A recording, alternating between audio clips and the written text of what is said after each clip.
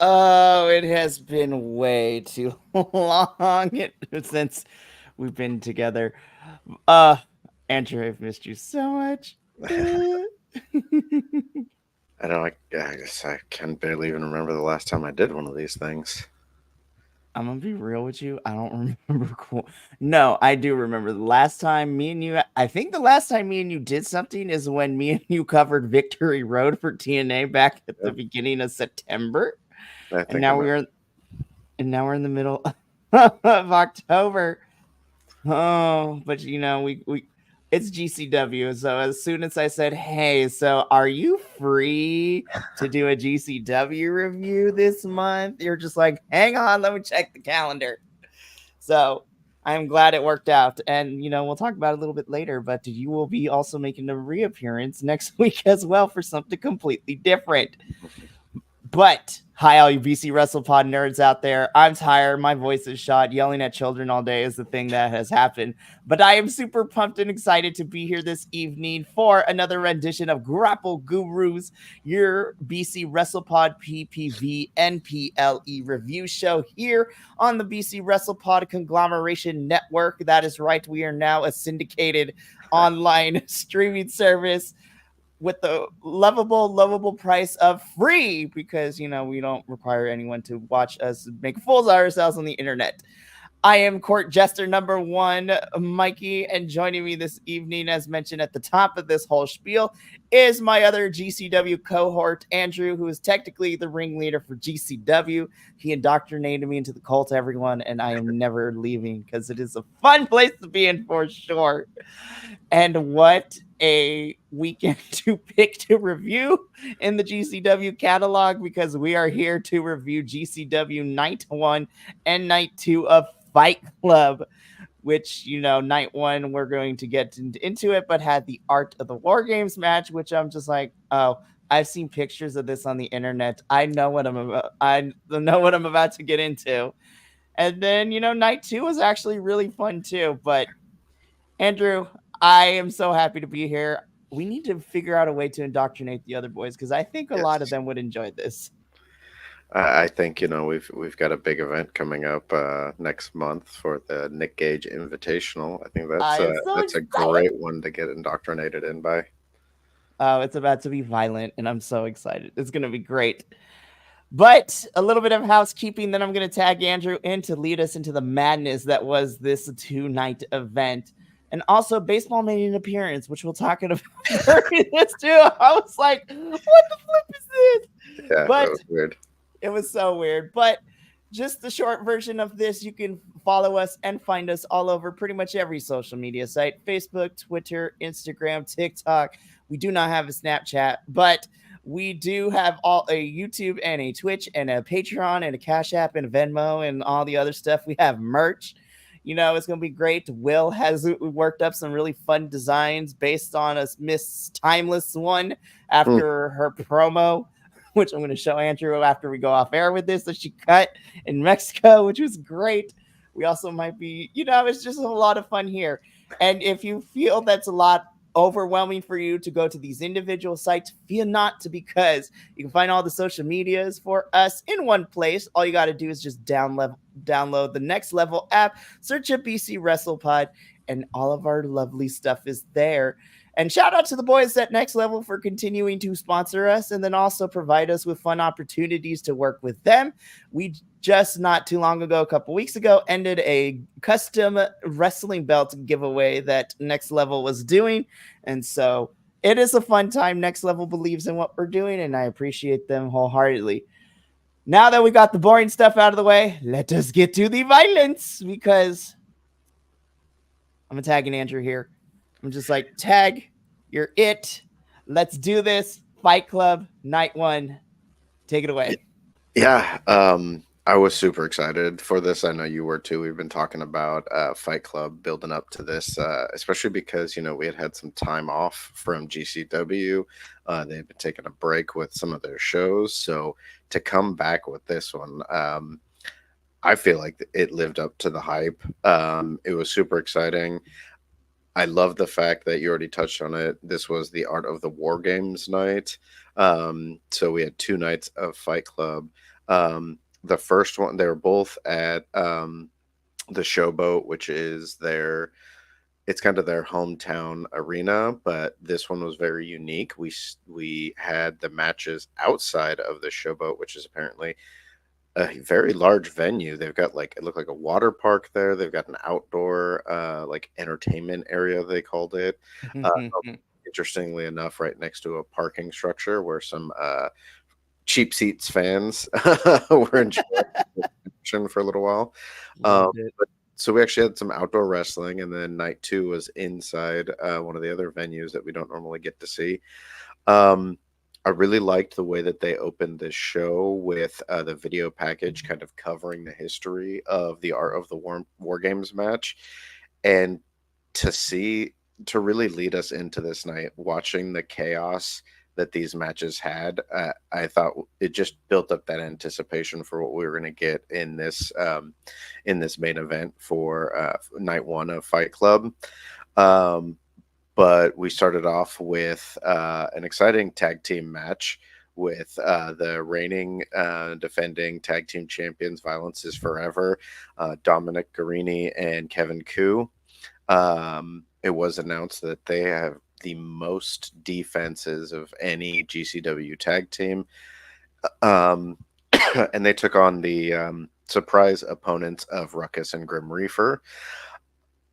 This was a fun match, fun way to open. It was definitely some GCW characters, especially the presence of Grim Reaper and some of the accessories he brought to the ring. But Mikey, you've seen a few. I think you've seen Violence is Forever a couple of times now.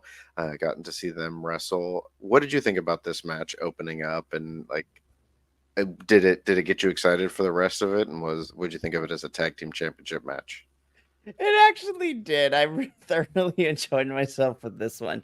I have seen a couple, now that I've kind of seen a couple of shows between Homecoming and Fight Club on my own. Violence is Forever is probably a really fun tag team to watch.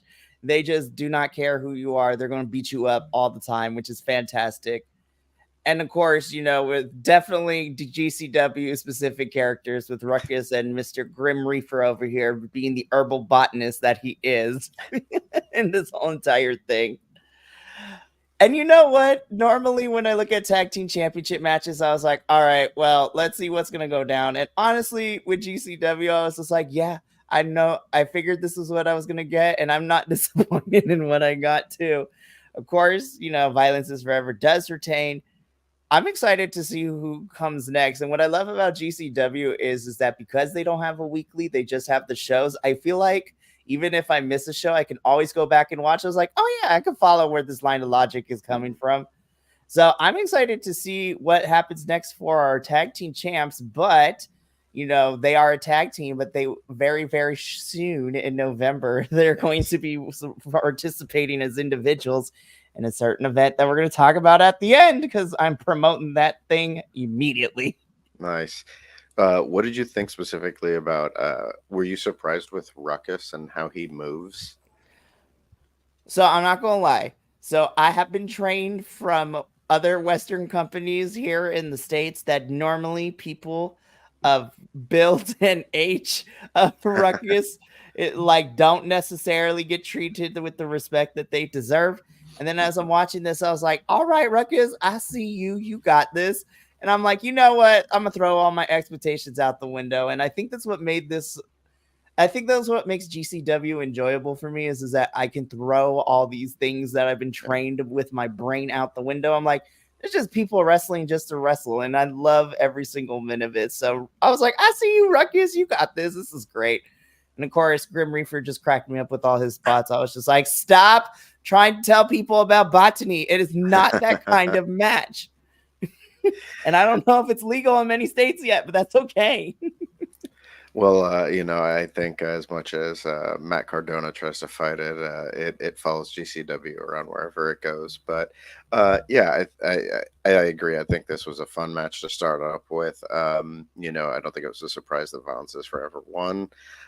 Like you, I'm super interested to see who's going to dethrone them, because while we do have a reoccurring cast of characters in GCW, it's not like anyone is permanent there, or it's things are very much more fluid than they are at other companies. But I think whoever it is that beats them, that match is going to be insane.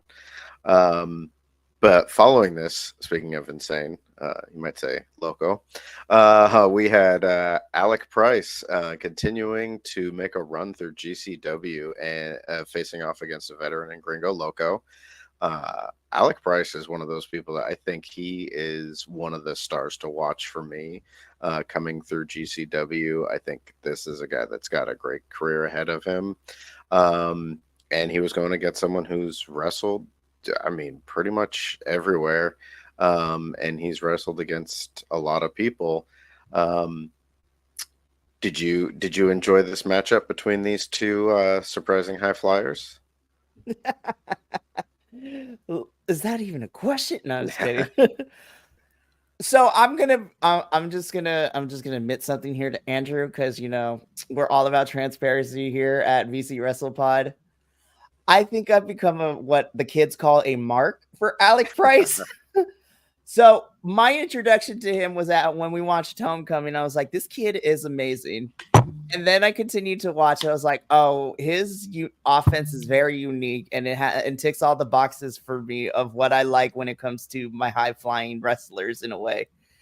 And then, I loved it anymore too, because I'm like watching ROH 2 weeks ago. I was like, this man is about to fight Brian Cage. This is about to be great.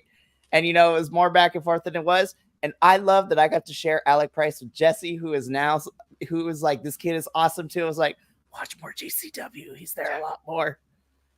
And I mean, Andrew, we've talked about this on multiple shows here that we've been a part of. Gringo Loco continues to be one of my absolute favorites.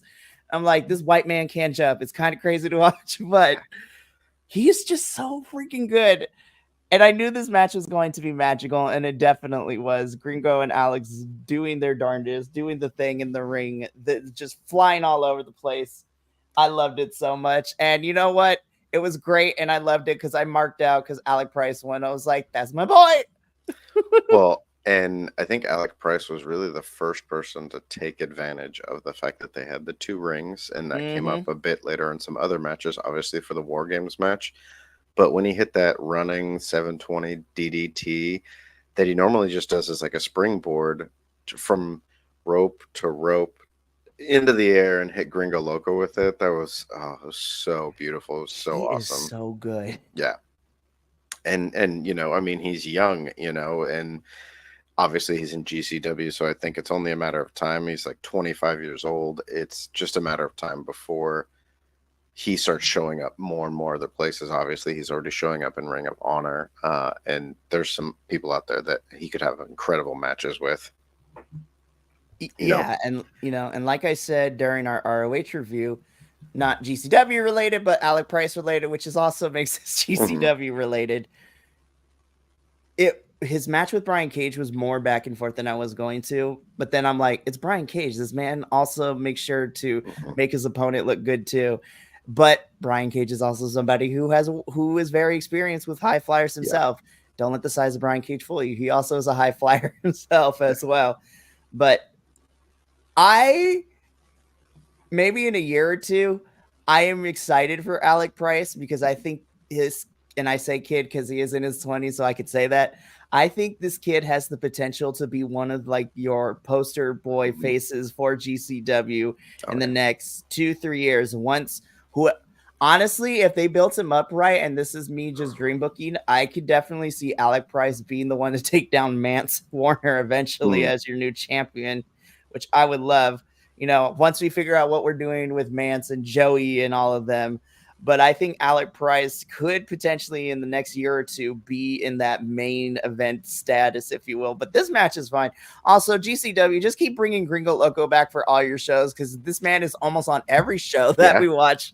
So I'm just like, I don't know how GCW works, but this man is amazing. Just bring him on more because he never has a bad match. No. Well, and, speaking of titles and stuff like that, Alec Price is one half of the Garbage Daddies, which he's teamed with Cole Radrick.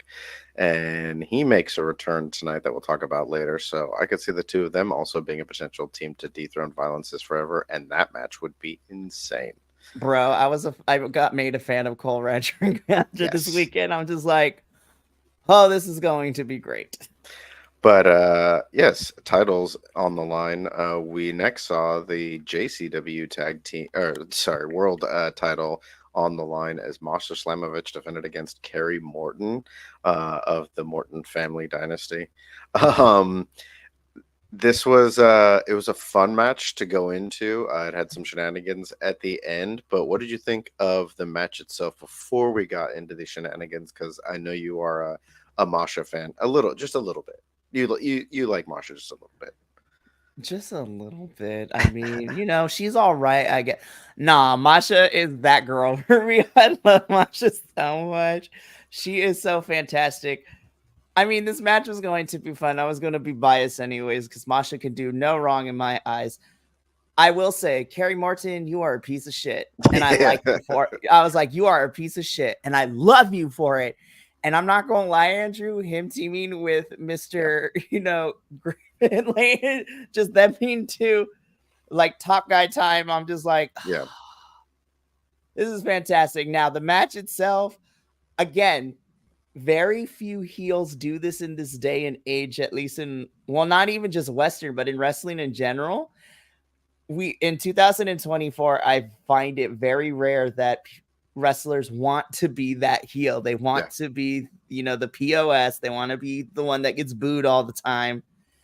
Because most of the time when we do have heels, most of them end up being in betweener heels because everyone either boos or, wants to love them despite us needing to boo them or being told we need to boo them. Carrie is not that. There is no redeeming qualities in him whatsoever. And I love that he was just playing with Masha for a lot of this match, doing the push-ups during the breast spots in the match. But I'm like, Carrie, this is Masha Slamovich. You should probably not. Oh, okay. You're getting beat up. Yep, that yeah, you kind of deserve that. Normally, I do not like DQ finishes or shenanigans, but I'm like, you know what? In the context of what we're telling this night, and then spoiler alert, what we yeah, get the following night, I was like, you know what? It made sense. We didn't do it just to do it, and for shock value, it made sense doing everything. And honestly, it kind of makes Masha even more of a powerful yeah, champion because it took two of them to try to take her out, and they still couldn't do yeah. it on this night because the 2-on-1 did not work out successfully. So let Masha just keep having fun matches. This was a lot of fun, and I didn't mind the DQ at the end.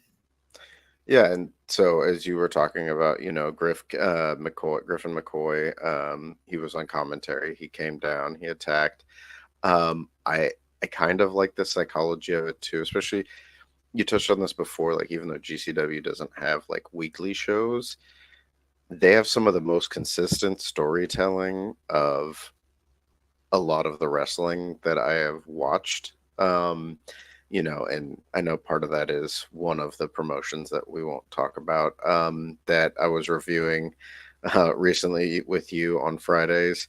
Um, didn't always have the best game plans when it came to sticking to stories, and the fact that GCW is so good at building these storylines up in their unique setup.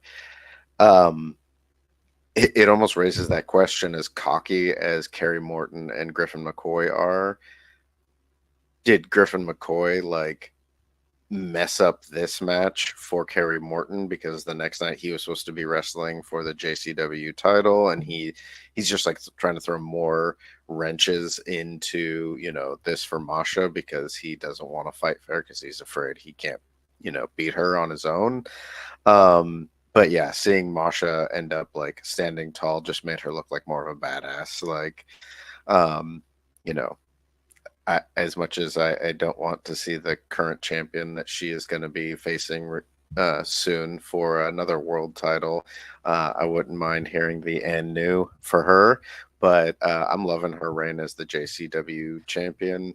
I am Um, too. I so love yeah, it. It's so I, I good. I am never let down by the time by Masha's appearances in the ring. No, and I think I don't want to say a hidden gem, but Masha to me is a hidden gem, and Mhm. it's thanks to GCW and the other promotion that she works for too, as well. And we can say it because we Yeah. like them, we don't hate them, but having her be in for some reason GCW and TNA just go hand in hand Yeah. together very well. And so I'll talk to you after we get done, Andrew. But I think we will be hearing N new next weekend based on how we're building her up. But I'm glad that she's part of TNA because TNA allows them to also do these other Mhm. shows too. And Masha being JCW World Champion is something that I want her to continue to do.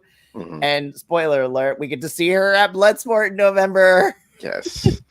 Yes. Well, we move on from this match to another exciting match.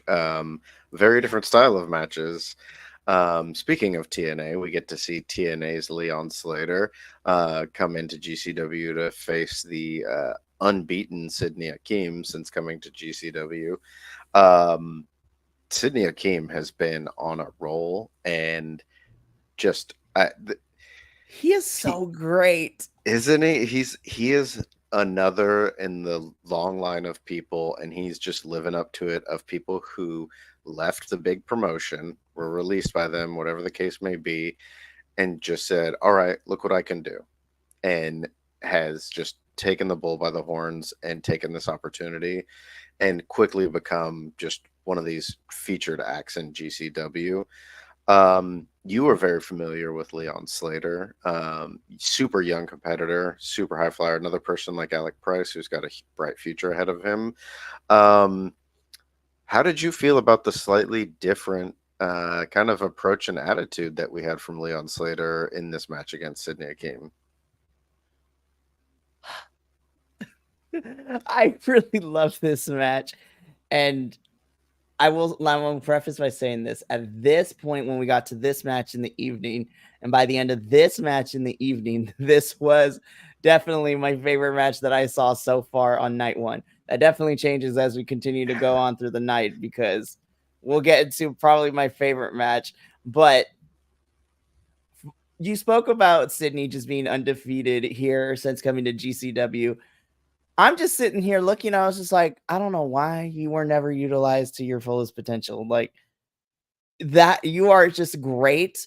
But let me tell you, I already loved Leon Slater for being in TNA, but this is the Leon Slater I want to see 24/7 because this is probably not to say that his work is bad, but this is probably the best performance I have seen Leon. But that's because he was given time to be in this match. Most of the time, we see Leon, he's either a multi man or part of trios or tag team matches.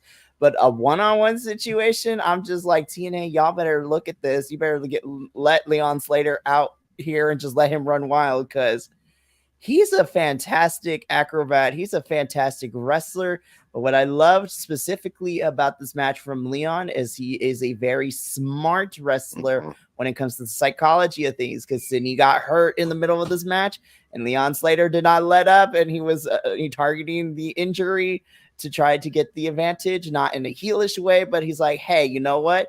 And like in any combat Mhm. sports, if an opportunity arises, it's just like you got to do what you got to do to get the dub, but not in a way where he's trying to kill the man. This was so freaking fantastic. Leon Slater and going all over the place, Sydney going all over the place. Like, I need these two versus a Mustafa Ali match. Give me that triple match like immediately. But this match was fantastic. Yeah, the I feel like this Leon Slater that we got to see was much more focused. Uh, I would say even much more ruthless. Like I feel like Mm-hmm. the Leon Slater that we've seen up till now in TNA, he's the young upcomer like we usually see, where he's the good guy and he's he's the sweet kid, like, and that's kind of how he's been used in TNA. And here in GCW, like he he was a man. Like he was going after Sidney Akeem and fighting him toe to toe. And I loved how like just kind of cold he could be. And then he'd go out the ring and there was that fan that he was interacting with at one point, and he was just playing up to that audience and everyone, like that energy, you could just feel everyone was like engaged in the match. And I think that's what he needs in GCW to make him stand out, other than just being he's a young kid who has incredible skills in the ring. He needs that thing to make him more than just that. And this was the first glimpse that I really got where I was like, okay, I can see more than him just being a phenomenal athlete. And I'd really like to see them build off of that with him. But as well as he did, Sidney Akeem came out with a victory, still undefeated in GCW.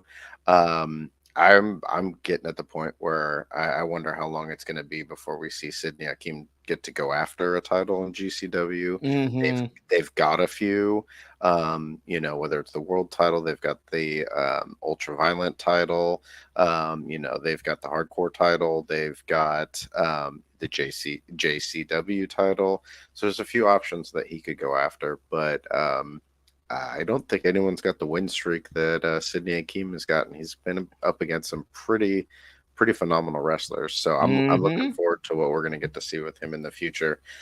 But speaking of title shots, our next match is a hardcore six-way scramble, which GCW is very well known for their six-way scrambles. But this one was a actual hardcore match, so they had the toys already out there for them, even though GCW is basically no rules. In this, we had John Wayne Murdoch, Too Tough Tony, Mr. Danger, Lou Nixon, Syncope, and Bam Sullivan. This match, for me, started off fun and ended up insane. It really did. It was also a very big splash of like stars like John Wayne Murdoch, Syncope, and those ones that are kind of in that top bracket, recognizable names of GCW. We had some English wrestlers in there as well. We had the other JCW, the Juggalo Championship Wrestling veteran in Too Tough Tony, and then a younger up-and-comer in Mr. Danger. What do you think about this six-way hardcore match? Who were your standouts in this match, and what do you think of who was the winner in this match? And by the way, which for everyone was a number one contender match for the heavyweight title to face Mance Warner. Exactly. So honestly, I loved all six of these individuals in this match, but probably some of my standouts, obviously, John Wayne Murdoch. His homecoming match was fantastic, and I've become a huge fan coming out with the tennis rackets. And I was just like, this is fantastic. I am unfamiliar with Lou Nixon, but by the end of this and by the end of night 2, I was like, I'm so happy that you are signed for multiple shows for the rest of 2024 because I'm digging you. Bam Sullivan, I think you're really cool because I cannot explain it, but the mustache and the beard is clean, my dude. I am a sucker for good beards, and you just give me the look that I like in wrestlers. But come on, my 2 MVPs of this is probably my favorite spot of the night coming from Mr. Danger himself. Just like, first of all, he pushes Bam off. Bam goes off the U-Haul truck, which, by the way, it's not an itty-bitty one. It's like one of those regular big-sized ones, like the one where you haul in like 2, maybe 3 rooms of furniture in that thing. So this is a big one. And so I was like, oh, dang, he did a move and Bam went down. That's crazy. What I loved is that he ends up walking down and then he gets to the ground. He's like, nah, F it. Gets back up and then just runs and does like a swanton off the truck into everybody. I was like, oh my gosh, somebody died. Yeah. It was crazy. But then, of course, my other MVP was the actual winner because listen, I gotta represent for my boys out here, man. Cyclope being on his own now since they broke up. I was like, tag team broke up, but now he won this match, and we don't even have to wait long because spoiler alert, he gets his match this weekend at Blood in the Hills 3 against Mance. I'm just like, damn, I wish I was at that show now. This was a fantastic match, and this is exactly what I wanted to see from newcomers, our mainstays up in the upper echelons, and then some people I'm not familiar with, but I'm now definitely wanting to see more of them. Yeah, this was I was kind of expecting John Wayne Murdoch was going to come out with the victor in this one, and I'm happy that Ciclope got this victory. I mean, he's been pushing towards getting a push in singles action. Uh, the response that he gets from the fans is huge. I think this connects to that storytelling that GCW does, the way he was kind of portrayed by his partner. It really catapulted him into being this face and this fan favorite, and he's just playing into that great. And his style is excellent for that. And I have no doubt that his world title match is gonna be bloody. Like him and Matt, it's gonna be insane. But yeah, I will be disappointed if they do not walk out with a bloodied mess. And Mr. Danger did not let down at all. He lived up to his name, and he we'll talk about it later, but he Not felt like once, one but night wasn't twice. enough. Yes. But we got a bit of a break from the more hardcore style matchups as we got a singles match following this as a returning Cole Radrick, which it's so crazy to see that picture of him because he looks like such a baby there. Um, Right? Taking on former GCW world champion Blake Christian, who has become the saddest heel in Oh my professional God. wrestling. Night two, like I was like, Yes, yo, this is real. especially because before he lost that title match, he was the biggest jerk and like such an ego. Even if it like he played it in a way that it was like he had the biggest ego, but he was compensating for his insecurities. But now it's like because he lost, all The those insecurities are insecurities are just on there. full effect. Yeah. But that didn't prevent us from getting an excellent match. Um, Cole Radrick, he's been out with an injury. And I was super worried at first when he went down with the injury spot in this match. Because I don't know about you, but when I saw that, especially the way that it happened, I thought he actually really re-injured himself. And so I was super concerned. But came out new gear, new haircut, new like condition. He looked phenomenal when he came out to this. I thought this was a super fun match. What'd you think about this, Mikey? And did they get you with the injury spot? I was a little worried, like you said, about the injury spot, given the fact that Cole was out with an injury for the last couple of months. But you know what? By the end of this, I was like, all right, GCW, you got me. I was like, all right, I see how it is. This was a phenomenal match.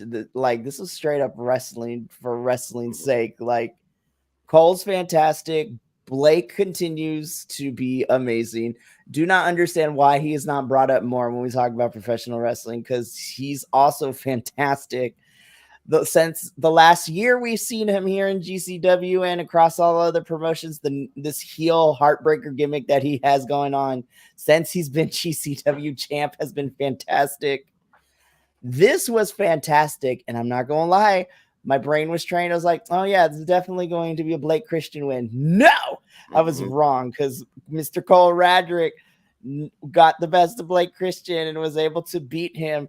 And Cole, we're going to talk about you in a little bit, but you kept that hot streak going because you also beat another certain someone on night two, which was kind of nuts. But this was awesome. And to go from what we saw previously in the hardcore Mm-hmm. scramble match to just a straight up wrestling match, I was just like, this was fantastic. I love this match. I definitely want to rewatch it because I need to see. I was like, I think it may have cracked into the top 10 for me just Yeah. from, my checklist of what I like for wrestling.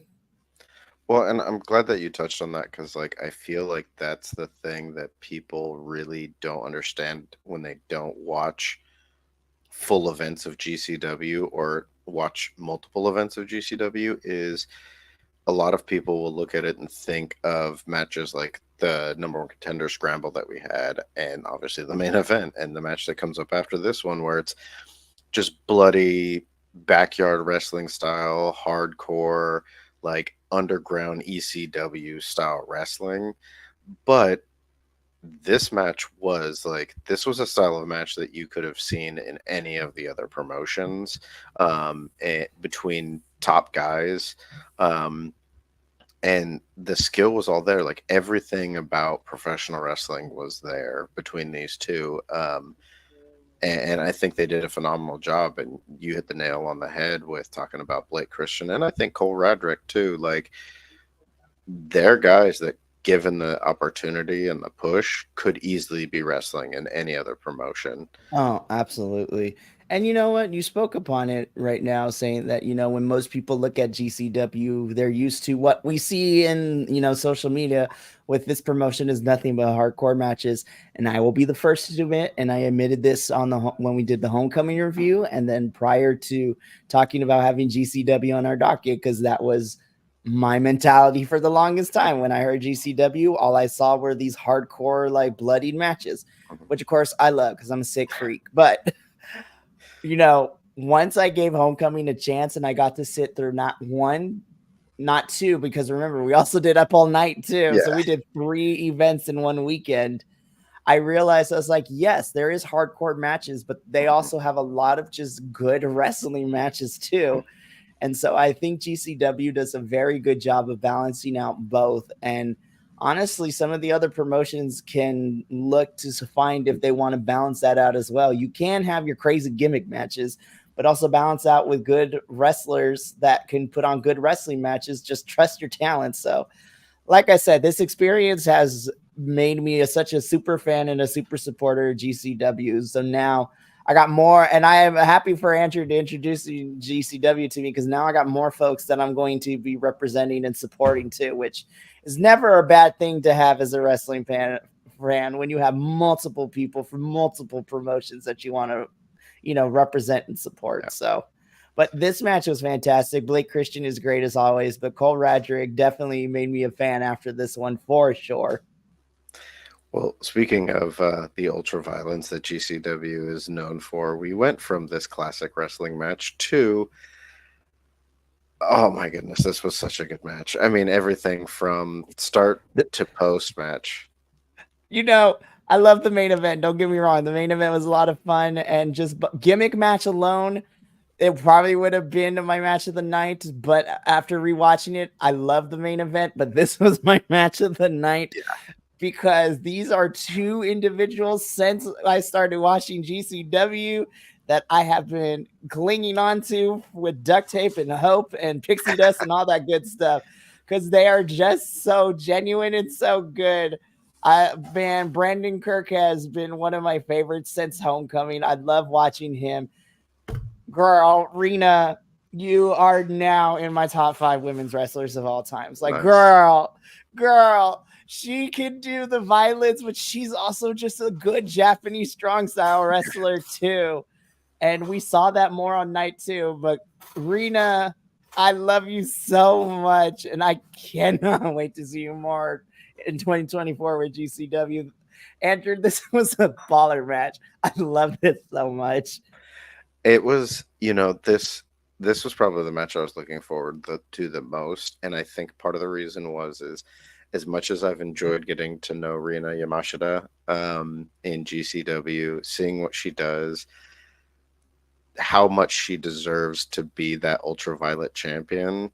Brandon Kirk, since getting to meet him in GCW and see what he does as a professional wrestler, and like you said, on Homecoming weekend, the way he stepped up and just like that's, I think that's the thing about both of these people, is like their commitment to what they do and their appreciation of the people that they do it with is something that just wins you over as a fan, at least for me.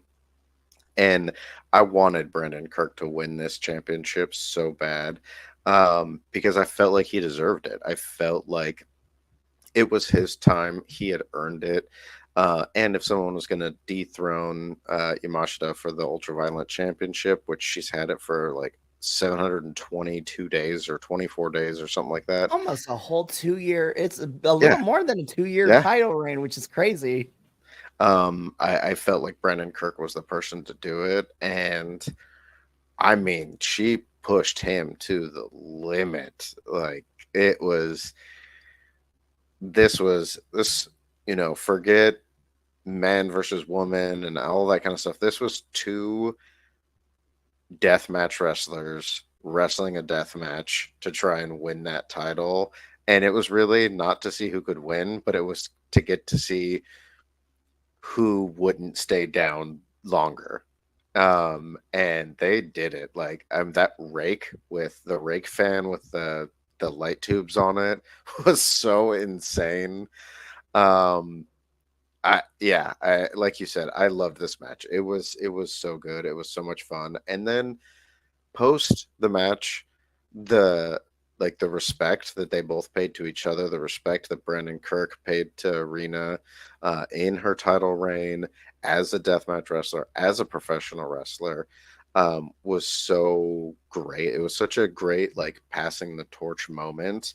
And Jesus, I can only imagine what the Nick Gage Invitational is going to be like just with these two, let alone everyone else that's in it. Bro. Okay, so let me finish this off, and then we can preview Nick Gage Invitational too, because these two have their work cut out for them who with everyone else we got going on. But Brandon Kirk to me is and I mean this in the best way possible. Brandon Kirk reminds me of the archetype we see in the wrestler as your everyday, young and up and comer. The kid is a good worker. He does he does what's best. He's very, at least he's giving me this vibes, and it could be character, it could be real person. Don't care. He's very humble. He gives me humility. And you know what? Him winning this championship was made ever so much more sweeter for me too, because I was like, this kid deserves it. He is so genuine in what he does. And like you said, we don't really get to see what happened post-match that often in anything that we really get to watch.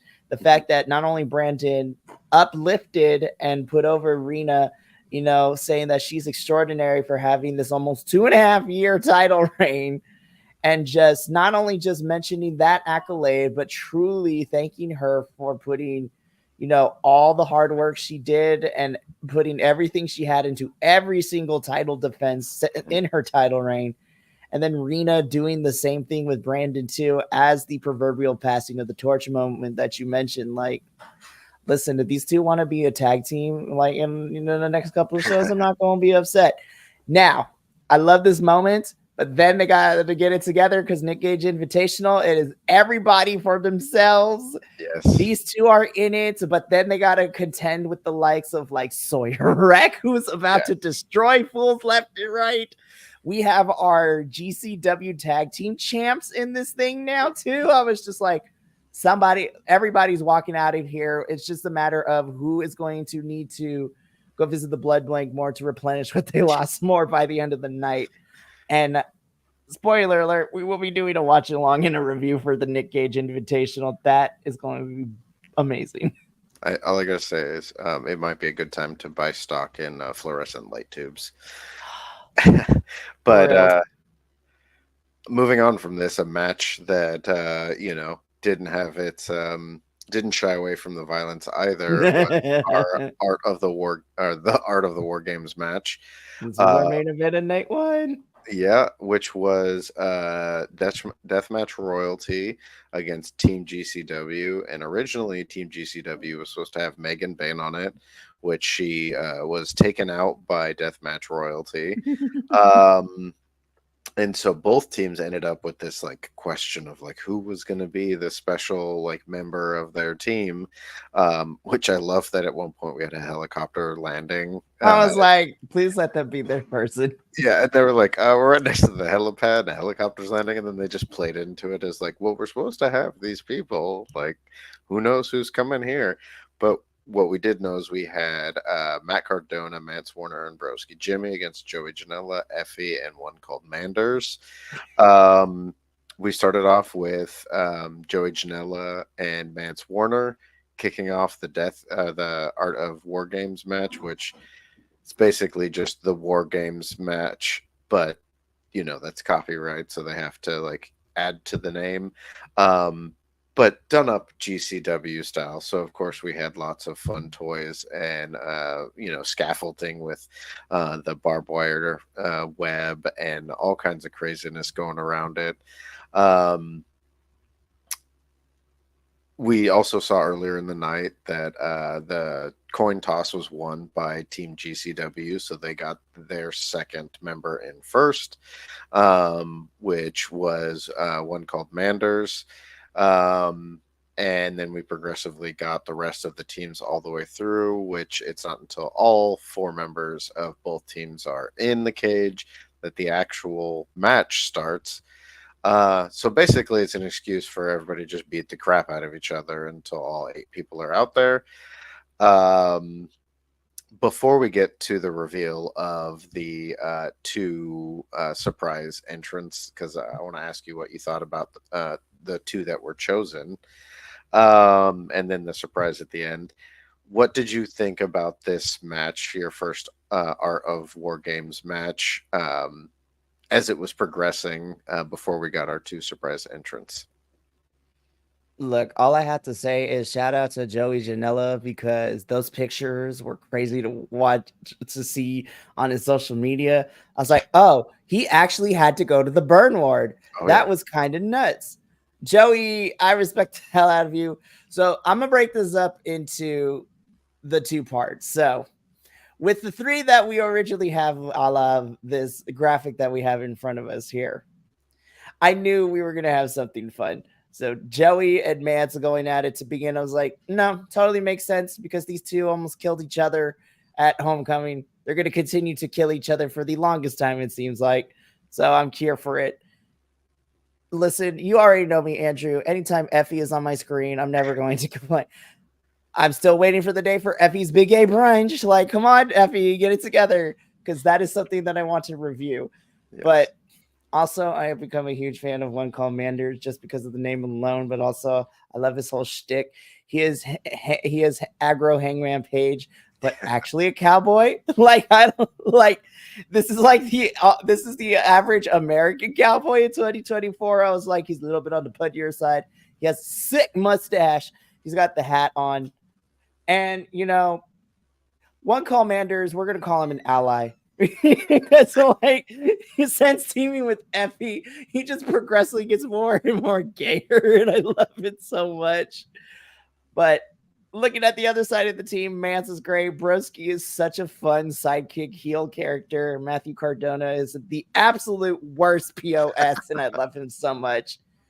And then we got the reveals of who we had. So I'm like looking at Team GCW. I was like, makes sense for them. You know what? This is interesting. And you know what? I'm cool with it. Matthew Cardona. We got to talk real quick because yo pick for yo team, I put aside any hate that I have, but I'm like, really? You pick Bully Ray of all people? What? But it kind of makes sense given Bully Ray's history with everything. So this match was chaotic AF. There were people on fire. There were barbed wires everywhere. Someone was bleeding. Like we said, Joey Janela had to go to the burn ward, but it was a fun match. Yeah, so the fourth member of Team GCW is Matthew Justice, who at first I thought was kind of not the most exciting choice that they could pick out, but then I was reminded that Matthew Justice was a tag team partner of Mance Warner and part of their faction before Mance decided to go heel. So he does have history with one called Manders, Effie, Mance, all those folks. So it did kind of make sense then. Mad respect to him taking that exploding barbed wire baseball bat to the back and going through the table off the scaffolding. Yeah, that it's still crazy to watch Joey Janela literally be on fire. He took the Dexter's Laboratory meme, my hair is on fire, to a whole new level. That was insane. That was crazy. I was surprised too that Bully Ray got picked. There was and I know Bully Ray's been announced to show up some other places or other events too, but He's just I out here doing the circuit. He's going to be at MLP this weekend in yeah, a tables match against Mr. Dusty himself. I am rooting for Dusty so hard. yeah. I think my biggest problem with Bully Ray is the fact that he was getting booed when he was out there, and especially GCW because it's such a as gritty as it is like displayed. It's such a inviting environment when you see how the talent kind of Everyone's work there to have together. a good time. Yeah. Yeah. And they're so inclusive, they're super diverse roster of people across all the spectrums. And it seems like Bully outside, Ray has not been that way yeah, for some folks. I will say though, I want to give a little bit of positivity too, because it seems that as he's gotten older, and I say trying in like very thinly hmm veiled way of saying it, he is trying to do better, because last year, again, not GCW related, but related to what we're talking about, he did kind of put over Sonny Kiss in the Call Your Shot Gauntlet last year by interacting with Sonny, and then also putting over Jordan by yeah, having her beat him to win the thing too. So yeah, it seems that he's trying to grow and learn, hmm but I think for this case, I don't think he made enough progress to warrant him being in this match, if that made sense, because people were still booing him. So I'm just like, and it wasn't like the, oh, boo you, it's fun to boo you. It's like, it's the yeah. go away booing. That was the part that kind of like Took made me me out a little not bit. like it as much as I was like, how many of these people are booing because they legitimately don't like Bully Ray, the person, um, versus how many people are booing because he's a heel and he's coming to help deathmatch royalty. Um, and I hope it's true. I hope he's changing and he's growing as he's getting older and more mature, which is crazy to say because he's not a young man. Um, but I mean, I guess everybody deserves a chance to learn and go. And I think he got a bit of a pop there, and I guess he's going to show up a little bit more for deathmatch royalty because they kind of hinted at that. Um, so we'll see, but I would say all in all, I feel like the two people that were the surprise entrants didn't play as big of a factor into the match, and most of my excitement came from the other six that were in it. And then our final entrant probably had the most interesting addition to this match, which was the surprising return of Ali Catch, who we have not seen since Japan. No, and I was excited. I was like, my girl is back, but she is back in full effect. She had the bussy shirt on. She came Yes. out with the barbed wire explosive bat. And She then was ready Andrew, to help up Effie. She and then helped up Effie. she we went through a breakup with her this episode because she turned on Effie. She hit him with the thing. I was like, no, Ellie, what are we Yep. doing? Not. I was like, Bussy is dead. They lied to me. And as Cardona hinted at, the next night she did the Shawn Michaels barbershop moment with Marty Jannetty and turned on her longtime partner, her as she says, her sister. Which I And love, yeah, by the way. I we love that verbiage. yeah, I mean we saw the end of this, this kind of this No more Bussy. we've seen Effie kind of get kind of isolated here. Hopefully we'll see more with, he's still got Manders on his side. He's still got Dark Sheik. So we'll see what's going to come from that. But I feel like we might see an interesting turn from Effie with this because he's now been betrayed by two people pretty, Hardcore. yeah, pretty badly. So I'm interested to see what this does with Effie because I think we could see something really interesting come out of this. I'm interested to see what happens too, because like again, previewing this upcoming weekend, Effie is signed at the Friday show, I believe. Mhm. I'm trying to remember who he's facing. Let's. Because I'm like, as soon as I saw Effie on the card, I'm like, I smell shenanigans, and I'm here for it. Yeah, Anyways, Effie's facing Rina Yamashita. oh yeah, that's why I was super on and popping on the internet earlier today with that, because I saw that. I was just like, Gimme. This is gonna be great. But yeah, listen, if Ali wants to fight Rena too, I'm here for it. I'm just saying. But Ali Catch, we had such a good thing going, and then you broke my heart. But from a wrestling standpoint, I was like, yes, I am here for evolving storylines and changing fate. I love that GCW is not afraid to have people go back and forth between faces and heels like on a dime. It's not like, all right, we got to wait a couple months. Now we're going to turn. They're just like, they're regular human beings. They're going to turn based on the emotions that they're feeling. And Allie had a lot of emotions to share with us on night 2 when we get to her, when we talk about that. But yeah, as you said, deathmatch royalty win. And I kind of figured they would. I still enjoyed the match, but I think it probably would have been better. And I can't believe I'm saying this. I feel like just having it as a 3-on-3 probably would have made this my match of the night. But making it off the 4-on-4 wasn't the problem. It was the choices for the final people for each team that was like, all right. I will say, I don't think she would have done it, but could you imagine if Jordan Grace came out before Effie's team? Like, that would have been fantastic. I think the better spin of this would have been you have Alley Catch come out and appear to be then betray her. Yeah. Yes, and just turn on her team, and then have it be that way. Because I don't think we needed to have an extra person in there. Whether it was Bully Ray be the 4th on the other team, but just have Allie be that 4th on Team GCW and then turn on them. Yeah, actually have her participate a little bit to kind of let everybody in, pull them in, and then betrayed. Yeah. But despite that, I still like this match. I thought that was a lot of fun. And I'm just like, I got to see my first Art of War Games match. I can't wait for the next one. Next year is going to be fantastic. Well, and that's the main event of night 1 of Fight Club, wrapping up a pretty big night of matches.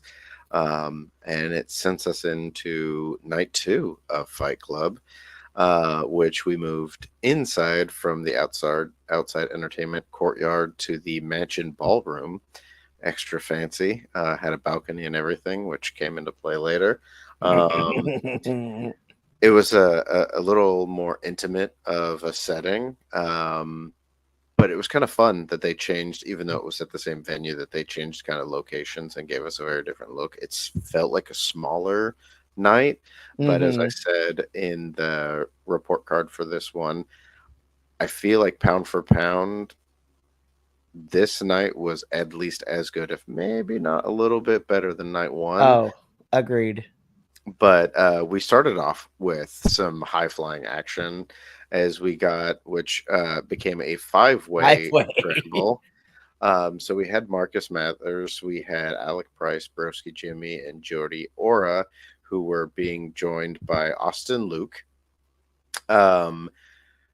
This was a super fun match for me. I thought this was actually a really good way to start off the night with energy levels, with the different characters.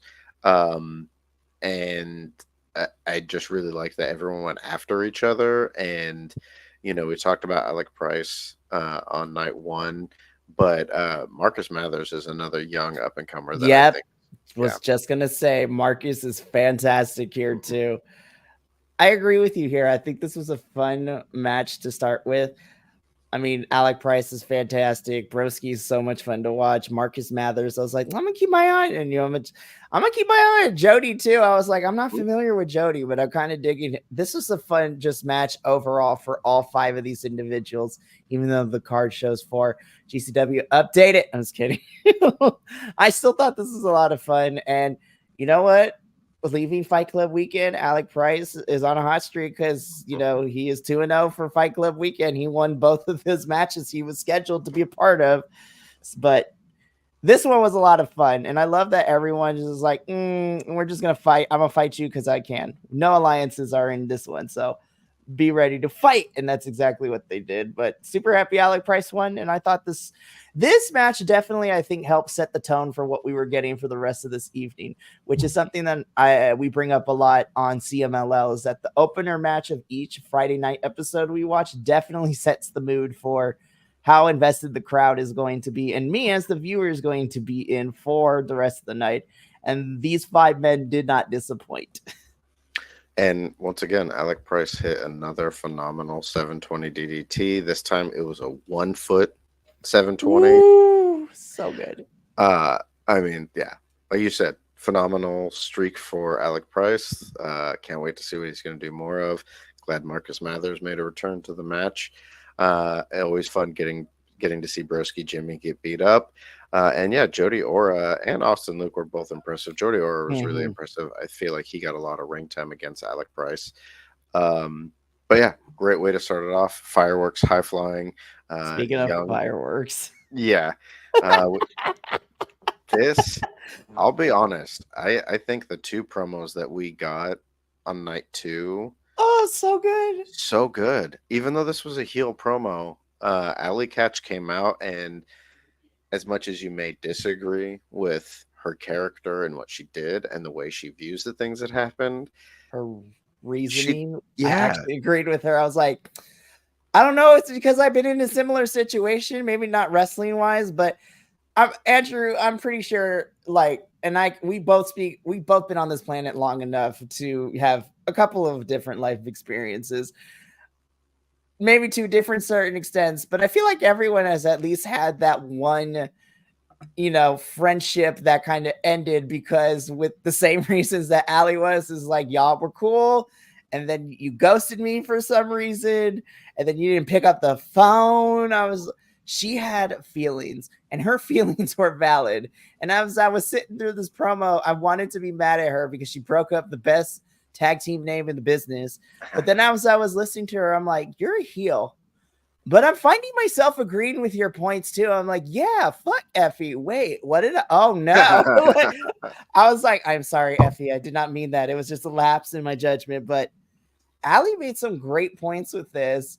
And you know what? Her reasoning on turning on Effie definitely makes sense. And by the end of this, I was like, am I feeling bad for Allie Cash? Is this how it's supposed? Oh no.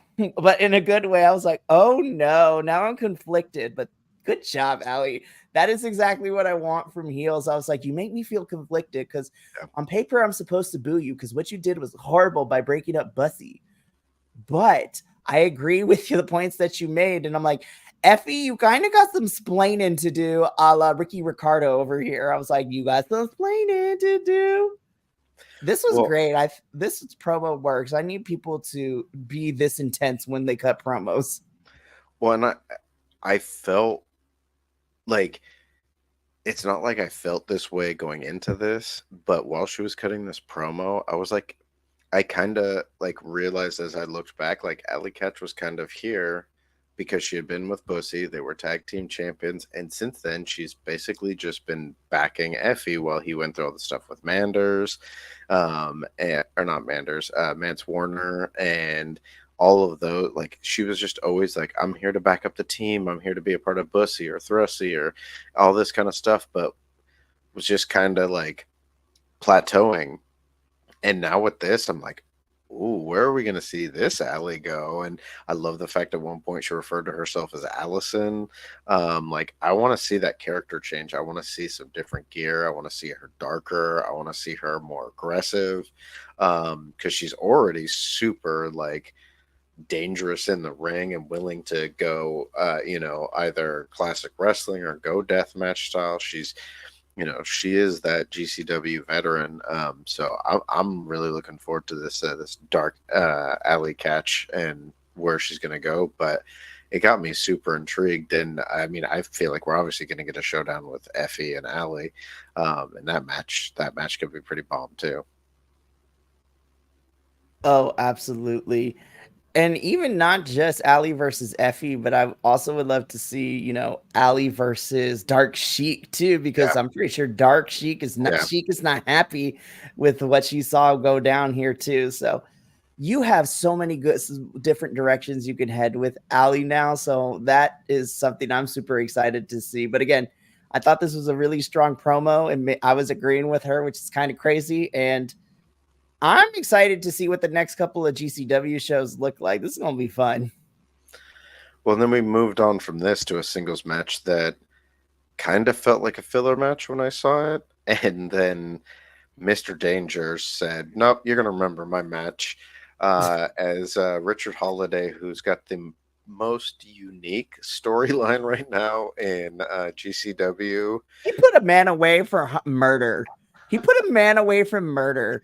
And I was there at Homecoming when this all transpired.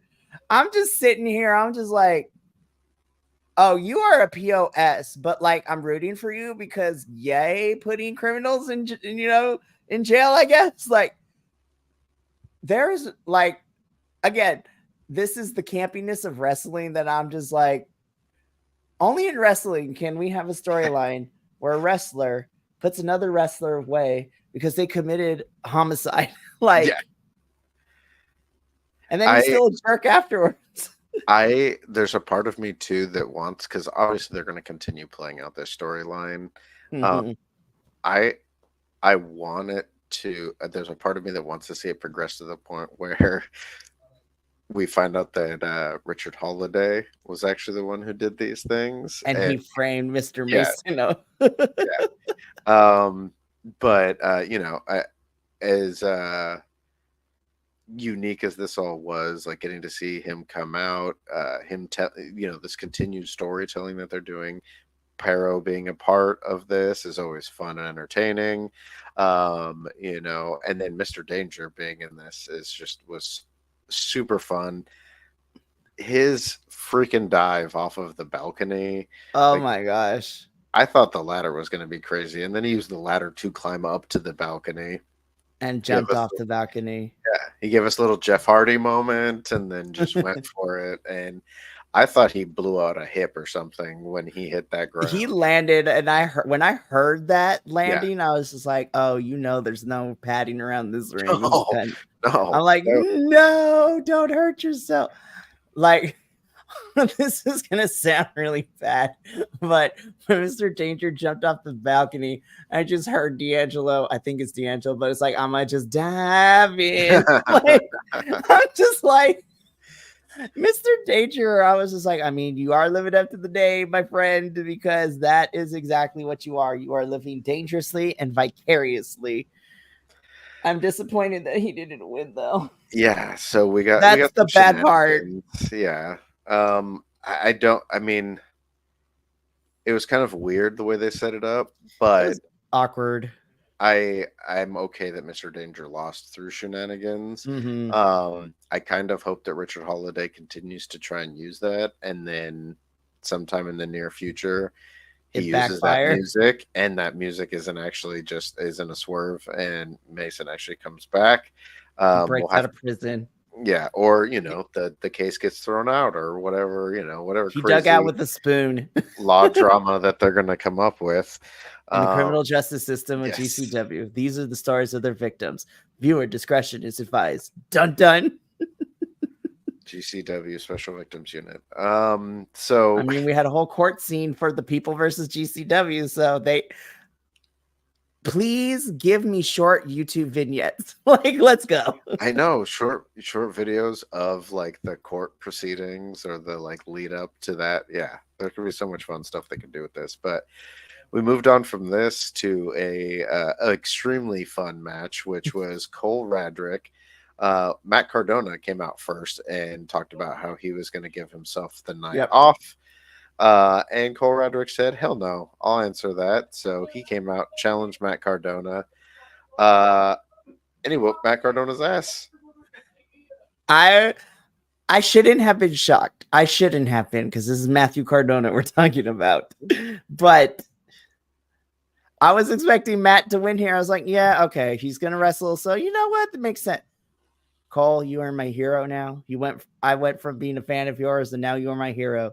You took down Matthew Cardona, and you embarrassed him in front of the crowd, which makes it even better. And his parents. And his parents. I am so happy Cole is back. He is such, as my first real chance getting to see him here since coming back from injury. I'm going to keep my eye out on Cole for this. And honestly, if this means that him and Matt are going to feud now, because it seems that we're going to kind of distance ourselves away from Joey and the gang taking on Matthew and Deathmatch royalty for a little bit. I'm here if Matt and Cole end up feuding for a little bit just because, Matt got embarrassed. We don't need a rhyme or a reason. It doesn't need to be for a championship. I thought this match was fantastic. And Cole, once again, showed me, I was like, all right, I'm a fan of yours now. This is going to be great. But of course, I also have to give credit to Matt. I'm a big fan of Mr. formerly known as Zack Ryder, Mr. Woo Woo Woo. But Mr. Matt Chelsea Cardona, Green. yes, Mr. Chelsea Green. They are the best wrestling couple, and you cannot tell me otherwise. Like, for reals, they are fantastic. But I always like Matt in the ring. I think he's a lot of fun too. I mean, we've been spoiled for choice because we get to see him here, and then he's in TNA. It was fun getting to watch Nick Nemeth beat his ass tonight on TNA, which was fantastic. And PCO carrying his dead corpse somewhere, which is going to be fun to find out later. But good on Cole, man. I'm so happy that he beat Matt. And I thought this was a fun match for something that wasn't originally scheduled, but I'm glad we got it. Well, and I mean that I feel like this was another example of them recognizing what they have with someone like Cole Radrick. Same with Alec Price. Alec Price picked up back-to-back victories and some impressive matches. Cole Radrick came out here 2 nights in a row. He beats former GCW world champions. One of them is arguably GCW's biggest star right now, in Matt Cardona, who's just come back. So in a lot of companies, when you have someone like that, they're going to go on a streak and they're going to be winning. They're not going to be losing like this. But huge respect to Matt Cardona because he was one of the first ones to leave the big company and go, I'm going to do it on my own. I'm going to go out here to these indies and I'm going to literally become the indie god and he make did. a name for myself. But he didn't do it at the expense of the people that he was wrestling with. He literally was the rising tide lifts all ships. And I think this is a great example of that. He didn't need to win this match, and it fits for his character to lose this match. But it helps Cole Radrick, who is a young up-and-comer, who's a huge fan favorite. So I give them all credit to this. And Cole Radrick, man. I also think Matt has done a good job, too, because he's also brought up some folks along the way to be alongside him in Deathmatch Royalty that have become some of our personal faves. I mean, we talked about Broski Jimmy being one of my personal favorite heel sidekick characters in any promotion right now. And then, of course, you already know who I'm going to mention, the Miss Python Powerhouse herself. We love Steph DeLander in this household. She is fantastic. And she's another one where she didn't leave. She got let go by the big company. I'm still upset that we let her go from NXT when she did. And then Homegirl just went on a tear spree on the independent scene, teamed up with Matt Cardona, came to TNA. Her and Jordan had 2 bangers, became a face, is part of one of my favorite on-screen couples of any wrestling company, her and PCO and the Addams Family-esque thing they got going on. Matt has done a really good job of working with the wrestlers that he is put with. And I think Deathmatch Royalty is one of the factions I feel like people don't talk about because not only is Matt is the face of the group, but everybody else is just as a big of a star in their own way. Like, again, Broski Jimmy does great at what he does. Steph is fantastic. Just everybody that Matt Cardona definitely cares about this business. And you can absolutely tell when moments like these, he put over Cole and he didn't have to, but he did because he knows how the fans are going to want to be behind Cole, especially since he just returned from injury too. So shout out to you, Matt. We appreciate your work. Well, and speaking of somebody else that we appreciate, we got the return of Rina Yamashita a night after losing her GCW Ultraviolent Championship to face former. So we had 2 former GCW champions, both coming off of losses, looking to pick up a win. Obviously, Blake Christian has been on a losing streak, and Rina Yamashita came off of losing that title to face each other. And I used it as one of the images in the report card, but the finish with the 2 of them laying in the ring and the fans all rushing the side of the ring itself told you everything you needed to know about this match. This match was so fantastic, and honestly, This is probably my match of the night too. Like for night 2, this was definitely my favorite match of night 2. Though it was really tough because there was a lot of fun ones on night 2, but this was definitely my favorite. Again, Blake Christian and Rena, like they both on their own have a resume and are fantastic wrestlers. I did not know I wanted them to collide. And these two put on a match like a championship was on the line. This was just a non-title match. They just came out to wrestle. But what I loved is because commentary played this up, and you could definitely tell both of them were coming off of night 1, both of them having lost. I mean, Blake Christian lost to Cole Raddick, which is kind of embarrassing, but Rena had more of a bigger loss because she lost an actual championship, and she held that championship. The door spot is all I can say. Yeah, Rena, girl, this match made me a huge mark for you. I love you. Yeah, the way that they went to war in this match, it was so good. And it showed, their different styles, how well they mix together. And I love the fact that Blake Christian goes into the match, and when he comes down there, he's like such a down in the dumps kind of a guy. And then afterwards, when he loses, he's even more. Yeah, he's just like he turns into like the emo kid sitting in the corner, but during the match, he turns it on and is just such a good wrestler, so phenomenal. That spot of him, even before we couldn't even start the next match proper because he was still in the corner. Just all I can imagine in just his face and him having a whole existential crisis on for everybody to see on Triller TV. All I heard was just this, like, I just hear like Black Veil Brides, freaking My Chemical Romance playing in his head right now. And I was just like, so you got to carry on. So, like, these are small moments that I love with the wrestling in general, because this man had a whole like 8-minute existential crisis. Like, and he still had an existential crisis when they kind of forced him to leave too. Even our MC was like, bro, we need you to kind of go. We're trying to get this next match started. Like, are you okay? This was the ending part of this was so perfect. And I was just like, listen, if we get emo Blake Christian for the next couple of shows, I am here for all of it.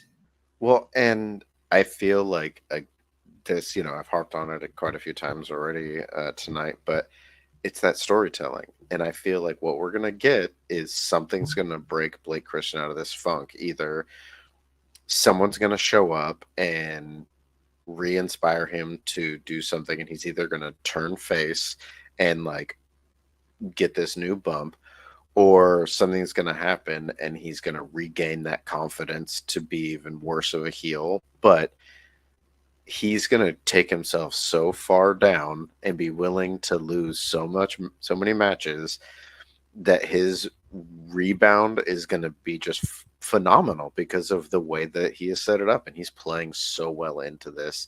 And I think it's great because it's telling that story, and it's setting up Rina Yamashita for having a nice rebound from losing the title, going into the Nick Gage Invitational. I agree. This match was definitely one of my top matches. There was another match there were two other matches that were really good and had me questioning it, but in and of itself, this match may have been my match of the night because these two just beat the crap out of each other, and it was so entertaining. Absolutely. But, as you said, we had another match coming up that needed to kind of get the hook to get Blake Christian out. It was it was supposed to be another JCW World Championship match as Masha Slamovich defended against Griffin. Did McCoy. Not happen. This was shorter than the night ones. Yeah. When you add up all the matches together, it was like 13 minutes of a match, but that's because it was like 3 different matches. I love this. This was so stupid shenanigans. I loved it so much. But as you were saying, this was supposed to be a GCW World Championship match. And of course, as we saw in night one, there was some shenanigans. So Kerry Morton decided to get involved. There was all kinds of shenanigans. So, we'll talk about what happened and then we'll talk about how we felt about it. Masha Slamovich says, screw it. I'll fight both of you guys. Get in here and let's fight. Commentary pointed out very wisely that she didn't say it was going to be a 2-on-1 tag match. She just said a 2-on-1 match. So basically, they just got in there and beat the crap out of her. And as that was happening, I sent you this text message as I was watching it, I was like, Masha Slamovich is a pretty tough chick. She's fighting, she'll fight anybody, but just physically, they're two people, man, woman, whatever. They're two people that are bigger than her. Yeah, especially Griffin, not like he's a tall boy. Like Griffin is a tall boy. Yeah, like, and him and Carrie are tiny either. Yeah. So I was like, yeah, I mean, it's just size is gonna win over this. No, and then Andrew, there was only one person that was able to come save the day for Masha. And I thought this was, I was like, my literal thought was Masha Slamovich is tough. She's not gonna be able to handle these two people. No, if it was Megan Bain, maybe I'd believe that she could stand up to these two on her own. And lo and behold, Megan Bain saves the day. And then this becomes a 2-on-2, and this made my little heart so happy. It was so good watching Masha and Megan just beat the crap out of Griffin and Carrie. Well deserved. They deserve to get their butts whooped. And they're two people that will beat the crap out of you, and I loved it. Look at this finisher. Oh yeah, and we talked about Rena being, one of the top women wrestlers out there right now, and we've talked about it a lot because we're both fans of women wrestling, and I love the fact that in GCW there's no like men's division, women's division, all that stuff. They all wrestle each other. But when you look at the rosters, GCW might have a small roster across the board compared to other companies. But when you look at the women that wrestle in their promotion, I think they have some of the best women's wrestlers in professional wrestling right now, especially how young they are. Young, quite a few of them are. Megan is what? We said 23? Masha's only 25. Yeah. Megan's 26. Masha is 26 as well. So they're both 26. Okay. But still, yeah, they're 26 years old. I think Megan's pretty new into her, especially to this level. Right. And Masha, is making her. Masha's been wrestling she's been wrestling for decades. Yeah. But they're both starting, especially Masha, starting to get to that point where she's going to be breaking into some bigger companies. But these two are phenomenal, and I love watching them wrestle every time. Megan Bain quickly became, I think Megan Bain might be, if she's not my favorite women's wrestler right now, she's top 3, if not top 2. Stay tuned for end of the year because Andrew will probably tell us that Megan is his number 1 for 2024. There's a good chance of that. I love especially a good powerhouse woman wrestler. Because we haven't had a lot of those. We've got Jordan Grace, but Jordan Grace is a powerhouse, but she's still 5'2" or something. But we've got Kylan King who went out with an injury, but Megan Bain. I do have to say the one person that might push Megan Bain out is Sawyer Wreck. Yes. But Megan Bain is still definitely in the top there. And to see these two team up was just no one wants to fight the two of them. And getting to see them beat up the two biggest douchebags right now. Perfect. It makes total sense. This was hilarious. The way that Griffin is being pinned is hilarious to me. But I'm gonna be honest. If me and Andrew, if you and me were a tag team and we were in the ring and then we saw Megan and Masha come down from the ramp, I'd just look at you. It's all right, we got to get out of here, bro. I ain't fighting these two. Be nope. I'm And this is exactly what this match did. It's just Masha did really good at fighting 2-on-1, but obviously those two boys were really tall and the size advantage. It will eventually get to her. So you even out the odds by bringing in Megan into the situation. This was so good. I loved every single bit of this. I don't care that there was no championship match. This was just fun wrestling. And it continued the story because now Carrie and Griffin both have lost to Masha in some capacity, despite all the shenanigans that they did. If this leads to a tag team match between Masha, Megan, and, Carrie and Griffin, I am here for it. Well, and honestly, like watching this match made me realize, like, as much as they're characters you want to hate, which you're supposed to, Griffin McCoy and Kerry Morton, I could really see them being a tag team. Like they make sense. They've got a great feel to it. And I think they could be a really good tag team too, because their styles fit really well together.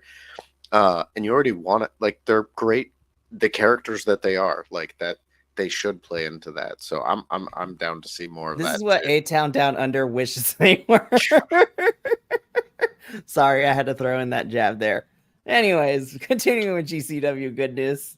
But following this match, because we did have some shenanigans attempted, but they were thwarted by Mr. Joey Janela, the bad boy himself, the real life partner of Megan Bain, who came out to save his friends in Masha and Megan. And following the match, we had our second big promo of the night. Well, I guess technically Deathmatch Royalty came out and tried to do a promo too. But this promo with Joey Janela was an Eric Young in TNA-esque promo. And we are GCW and bitch, we ain't going nowhere promo is what I called it. Exactly. I literally wrote that in my notes. It's like Joey Janela, we are GCW and bitch, we ain't going nowhere type of promo. I was like, yes, Joey, you and your second degree burns. And I loved it. This, like, especially, today it was released, that promo for the People versus GCW. Oh, so excited. Talking about like a bit of the history and the things that have changed over the last year or so. Hearing people rip GCW apart when it first debuted, because I was like, I totally forgot that that's the hill. That's the mountain that GCW had to climb over initially. Was people just did not get them and tore them to shreds. And now, like, they are the big leagues of independent wrestling, and that's what they want to be. And I love that, because they're not trying to be the other promotions. They're doing what they do, but they're doing it to a level that no other people are doing. And Joey Janela put everyone on blast and was like, screw this. We're not trying to be, the big federation. We're not trying to be AEW. We're not even trying to be TNA or Ring of Honor or AAA or New Japan or any of this stuff. We are GCW. That's what we're here for, and we're going to show you why you should be watching us. And you think it's been crazy now, wait till 2025. And it got me so excited. They were smart, because I say this was on purpose, because we get this promo night 2, and then this, like, what was it, like 2-3 hours ago, we get that video vignette for the People versus GCW. I was like, I smell business, like business decisions when I see one GCW. I see you. And honestly, it makes me super excited, because as a newer GCW fan, as Andrew is the vet, so to speak, when it comes to all of this, I am super happy that Andrew invited me to be a part of this GCW world, because I am really enjoying it and I'm super excited. And they always end up having shows like almost every single weekend, and they always rotate who's there, so everybody gets to shine. They even bring in some other talent, like literally at the Halloween show at the end of this month for Monster Bash, people Mike Bailey's gonna be there. Scorpio Sky has a match signed for Blood in the Hills 3, which was crazy to me, because I'm a big Scorpio Sky fan. So I'm excited to see what he does this weekend. Chris Bay is about to put on a banger at Blood of the Hills 3. MVP is going to be it's Bloodsport. Josh Alexander, Marina Shafir are going to be at Bloodsport along with Masha. I'm just like, just let those three fight. Like, just let those three fight. And then, like, and they're not done there, because at Dream On at the end of, in November, Mr. Perk Angle himself is also going to make his debut. And then I believe Mick Foley is also making a debut for GCW. The GCW is on and popping right now, kids. And like, if you are looking for something, I wouldn't say you should not go into GCW looking for it to be your one end all be all, because GCW is fantastic and it could be for you. But GCW, I feel like, is a good palate cleanser if you are looking for something in addition to your normal everyday, what you watch normally from the bigger companies, and then you supplement it by supporting amazing talent and really crazy matches in GCW. It is 2024, ladies and gentlemen. There is enough room for anybody to like anything and everything. Look at me. I watch way too much wrestling, and I review it and I critique it, but I love it at the same time. So GCW, this is great. This is a fantastic match. Joey Janela's promo made me super excited. I'm like, I am so happy to finally experience GCW, and I am so happy that my previous notions were proven wrong. Thank you, Andrew. Well, we continue on with some GCW classics as we finish out the night with 2 death matches. And some baseball, apparently. Yeah. I was super worried. I legit was like, it came on and I had to like check my feed. I thought this was like, I thought someone kicked me out of Triller. I thought, when you like record something on like DVR or something like that, and then all of a sudden like the show gets cut off because of some time happened, and now like the other thing that came on after. That's what I thought too. I was like, no, I'm not gonna miss the end of this show because like somehow baseball like all of a sudden like got picked up on the feed or whatever. I got so worried. But anyway, back to our regular scheduled programming. Thankfully, they fixed it because this match was so much fun. Lou Nixon took on the Duke of Hardcore or the Duke of the Death match in John Wayne Murdoch. John Wayne Murdoch, when I first started watching GCW, I thought I was going to hate him, but the more I watch him, even though he is such a heel, I can't help but root for him, especially when he's in a death match because I'm just like, sir, you might be a bloody mess, but I will kiss you. I was like, I will kiss you, man. Like, I was like, I'm supposed to hate you, but you are just so adorable. I love you. And I love his work in the death matches, man. Like, this was also no exception too. And again, I feel like we got to see a little bit more of Lou Nixon in this one, but because this was a one-on-one compared to the, a hardcore scramble that we got in night 1, I'm excited to see more of Lou. But yeah, give me more John Wayne Murdoch. And if I'm correct, Murdoch is also in the Nick Gage Invitational, right? It's about, okay. So, I'm so excited. So far, the names that we have announced for the Nick Gage Invitational are Brandon Kirk, Dr. Redacted, Drew Parker. Drew Parker, who was the one that faced Brandon Kirk in that. Yeah. John Wayne Murdoch, Rina Yamashita, Sawyer Wreck, Tetsuyo Iki, and Violento Jack. Violento Jack, man. I'm just like, what kind of name is this? I'm so excited. So, yeah, it's going to be an insane night. But, this match was a bloody mess. They went through glass panes, doors, bent up some chairs. I love that John Wayne Murdoch's finisher is basically get your opponent to be on the ground facing something like a door or a pane of glass and just running knee them to the back of the head. So ridiculous, but so good.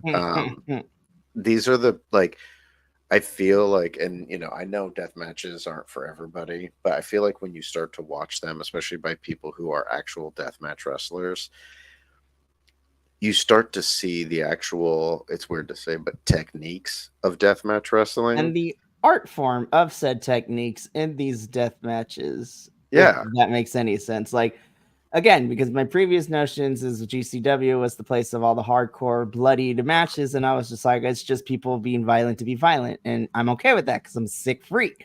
But after starting with both nights of Homecoming and then continuing with GCW after that on my own, I'm just like, it's like you said, there's techniques when it comes to, these death matches. But on top of that, there is just like any other style of wrestling, there is an art form to this style of wrestling. And I'm just like, yes, everyone is a bloody mess, but it's like the best way I could put it is like it is a choreographed, cacophony of blood and violence that is put together beautifully by wrestling maneuvers. Like that is the best way I describe. If you look at the definition of deathmatch, that's how I would describe the definition. Well, and then you see these folks like John Wayne Murdoch, and you respect like how they can do a death match and the storytelling that goes into it, and the way that they do these things. It's a weird thing to watch, and it's a weird thing to appreciate. But I feel like the GCW fans, especially, understand that and appreciate that. And so when you see things like, even before they're used, people understand it. Like now, like seeing the light tubes, seeing the doors, seeing the glass panes, seeing the barbed wire, seeing the gusset plates. Like there's so many more things that have been introduced through these style of matches. And I feel like this one really hit it on the head for this. I feel like this actually pulled it a little ahead for me in the two death matches that we finished with. But ultimately, John Wayne Murdoch came out with the win. Both these guys are insane, and we continued on the insanity as we went to our main event, which is the number one contender for the world championship, Cyclope against the Butcher, Matt Tremont, who I feel like he's on a run of putting over these new deathmatch wrestlers. He had a match with Brandon Kirk, and he gave his spot in the Nick Gage Invitational to Brandon Kirk after losing to Brandon Kirk, because he basically, after the match was over, said, like, dude, you earned it. Like, you beat the crap out of me, and this is supposed to be my match style. You take this spot because you deserve it. And he told him to go get that title from Mance, which we find out that he's going to have that championship match at Blood on the Hills 3 this weekend. Yeah, so he did the same thing here with Cyclope. The match that they had was pretty crazy. Cyclope, even though he was a tag team wrestler, man, he is a deathmatch wrestler. You can tell by the scars on his body. And I feel like, match aside, the post-match stuff with this one was another great way to close out the Fight Night weekend, Fight Night night 2, or sorry, Fight Club weekend, Fight Club night 2. And it was a really smart way to have Cyclope pick up some more momentum as he goes to face Mance Warner, because, man, is he going to need it. Oh, yeah. Mance is not going to make it easy for Cyclope. I think that match is going to be fantastic, but I enjoyed this match. I love the promo that we got at the end from, Matt putting over Cyclope, but also Cyclope being able to speak to end the weekend of Fight Club. I loved it, and overall, this was a really fun weekend of wrestling. So as we wrap it up, I want to ask you, what was your overall feeling of your first, Art of War Games weekend, Fight Club weekend, and what would you give the entire weekend as a grade for GCW Fight Club? For my first Fight Club weekend, it was really, really fun. I really enjoyed myself. I thought that the change of venues between the two nights was really fun as well, because night one felt more, not to say that all the heavy hitter matches were on night one, but night one, being outside in that big open space definitely was a different vibe than what we got in the ballroom on night two. This was a lot of fun. And again, I know that's very vague, but I had a really fun time. It was just fun wrestling, interlaced with your regular matches. You had your high flyers and like Alec Price and Gringo Loco and Sydney and Leon going at it. You had your hardcore matches like the Hardcore Scramble, the Art of the War Games match. My favorite match of night one being for the GCW Ultra Violent Championship. And then you also just had a lot of fun and you had some really killer promos. Ali Catch cut a really great promo over the weekend. Joey Janela alongside, Matt Cardona being like the face for GCW. Overall, I give this this weekend a solid 8 out of 10 for me. I thought this was a lot of fun. I think I give it a strong B. Of course, there were some things that I was just like, we can improve on a little bit. I was a little caught off guard because I thought they ended it early because why am I watching baseball? Yeah. But I do believe that while the Art of the War Games match was fun, I do think that the final pick for each team kind of didn't really play into the factor of what we were going to get anyways, which was Ali betraying Team GCW and ultimately Effie and all of this. And Bully Ray was a choice, is the best way to put it. But overall, I thought that all the matches had a great time. I think Fight Club did a good job of differentiating for different types of fans of wrestling, your high flyers, your death matches, your regular wrestling matches. And I had a good time. And honestly, this was a nice little appetizer because of this, I'm getting used to the death matches here at GCW, which I'm super excited for because now I get to live my full sick freak fantasy come November for the Nick Gage Invitational. Oh, I'm so ready. But I give this a solid 8 out of 10. I thought this was a fun weekend. Well, I will say I'm looking forward to in slightly less than a year from now when you've been watching GCW for all that time and we get to next year's tournament and Cage of Survival weekend, because those are insane nights, and by then you'll be very indoctrinated into the world of the death match. So Andrew is corrupting the minds of the youth out here, aka me. I'm just kidding. We're pretty much similar in age, so it's not that much of a crazy difference. But yeah, Andrew, thank you once again for being game to do another GCW big weekend. And I look forward to next month with not only the review, but we get to do a watch along for the Invitational. And then, of course, based on the promo, I already scheduled us to do the People versus GCW as our first review of 2025. Well, I always appreciate us getting a chance to be on here and talk about GCW, especially when we get to do those watch-alongs, because it just makes it that much more entertaining. And hopefully for, whoever we reach out there with our reviews, with our report cards, with our watch-alongs for GCW, I really just hope that, even if it just gets one or two more people to, put some eyes on this product, I think it's something that if you're a wrestling fan, appreciating the product, but also appreciating the performers is a huge thing. And so I say, go out there, watch some GCW, and just enjoy it. It's a great product, and it's worth watching. And I'm really glad that in this world of current status of professional wrestling, with the wealth of options that we have, that GCW is one of those options.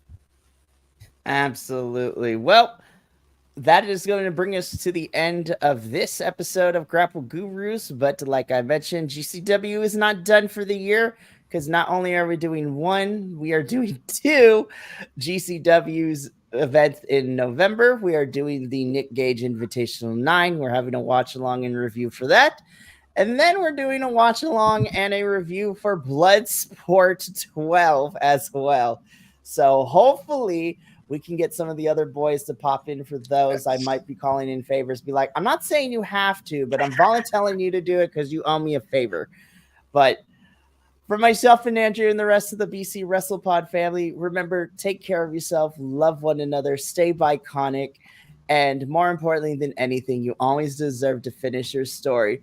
We will catch you with GCW in a couple of weeks, but until then, sayonara, adios, and we'll catch you later.